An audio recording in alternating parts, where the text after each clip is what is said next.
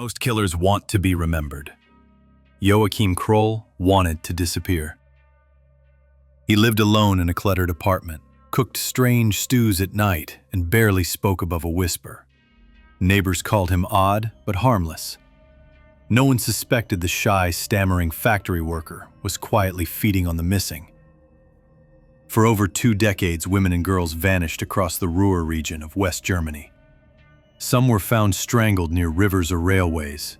Others simply disappeared without a trace. Police blamed a single sadistic killer, but they weren't looking at Kroll. He was always one town over, always overlooked. And then in 1976, a plumbing problem unraveled everything. A man complained that his toilet was backing up. Maintenance arrived and opened the pipes. What they found looked like raw meat, but the bones weren't from a pig. Inside the apartment directly above, they found a pot simmering on the stove. Inside, carrots, potatoes, and a child's hand. Kroll didn't run. He didn't fight. He simply looked at the officers and said, "Dinner." But this wasn't a one-time horror. Kroll confessed to at least 13 murders, stretching back 21 years. His victims ranged in age and background, but his methods never changed. He strangled them quickly, quietly, and then took pieces of them home. Not for trophies, for food. He said he only did it to save on meat costs. What makes this case so disturbing isn't just the crimes, it's the complete lack of emotion. Kroll didn't seem to understand why anyone was shocked. He didn't torture his victims. He didn't drink their blood or brag about his body count. He just thought it was a more affordable way to eat. Police had spent years chasing false leads and looking for a violent sexual predator. Kroll wasn't violent. He was small, passive, and forgettable. But that forgettability made him invisible, and invisibility made him dangerous. Joachim Kroll never looked the part. He was short, frail, and awkward, with a permanent slump in his posture. His co-workers at the local rubber factory said he seemed slow and rarely spoke. He lived in a rundown apartment complex in a unit that smelled like boiled meat and old metal. No one wanted to get too close, but no one imagined what he was hiding. Kroll's first confirmed murder was in 1955. The victim, a 19-year-old woman named Irmgard Frese, was found raped and strangled in a park. But police arrested the wrong man, another drifter, and Kroll quietly slipped away. That pattern repeated again and again. Victim found. Police scramble. Wrong suspect jailed. Meanwhile, Kroll was already moving to the next town, the next victim. He always acted the same. He strangled quickly and without warning, never a drawn-out struggle. After the victim was dead, he would take a knife and remove small portions of flesh, usually from the thighs or buttocks. He'd wrap the pieces in plastic and take them home in a shopping bag.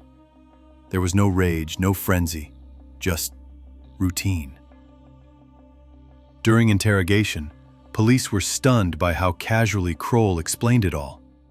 He showed little emotion, only confusion that anyone was angry.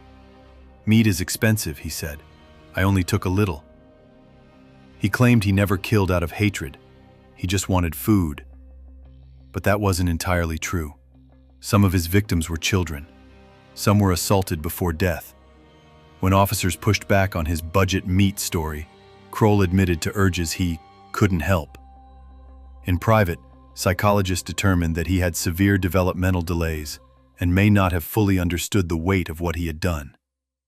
Still, he knew to hide the bodies. He knew to lie. He knew what police would look for. That wasn't ignorance. That was calculation. For over 20 years, Joachim Kroll was Germany's ghost, a killer so unremarkable, no one noticed him standing in the middle of the room. It wasn't until that final plumbing incident in 1976 that the illusion cracked. Inside his apartment, police found not just body parts, but clothing from multiple victims. They found a stuffed toy he'd taken as a keepsake, and they found notes, dates, names, scribbled reminders of where he'd left each body. He remembered them all. Kroll eventually confessed to at least 13 murders, but authorities believed the real number was much higher. His scattered memory, the long gaps between cases, and the bodies that were never found left plenty of doubt. But the final horror was this. While most killers wanted fame or infamy, Kroll never did. He didn't collect headlines. He didn't even seem to enjoy killing. He just did it. After his arrest, Kroll was examined by multiple psychologists. They found that he had the mental development of a child, reportedly functioning at the level of an 8 or 9-year-old. He struggled with complex language, misunderstood social boundaries, and had few close relationships throughout his life. But he understood deception. He understood how to lure victims, and he understood how to avoid police. Born in 1933, Kroll grew up in wartime Germany under harsh, violent conditions. His father was a prisoner of war, and Kroll was reportedly beaten regularly by his mother.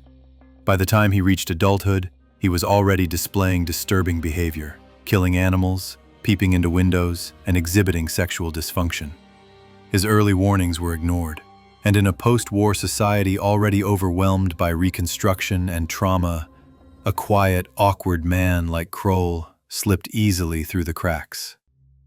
When he moved into the Ruhr region, an industrial corridor of dense working-class neighborhoods, he became virtually invisible. Many of his neighbors assumed he was just simple. He didn't drink, didn't date, and seemed too timid to hurt anyone. That misjudgment gave him cover for over 20 years. His victims ranged widely in age and background. Some were children, others were women walking home from work. He didn't seem to have a specific profile, just opportunity. He'd strike when he felt the impulse, always using the same method: strangulation, then mutilation, then disposal. He left many bodies in wooded areas or public parks, where they'd often go undiscovered for days or weeks. It wasn't until his arrest that police realized how many cases across decades had been wrongly attributed. At least 2 men had been arrested, and possibly executed, for crimes Kroll had committed. One of them, Vincenz Kuhn, was wrongly convicted for a murder Kroll later confessed to in detail. In court, Joachim Kroll seemed passive and unremarkable.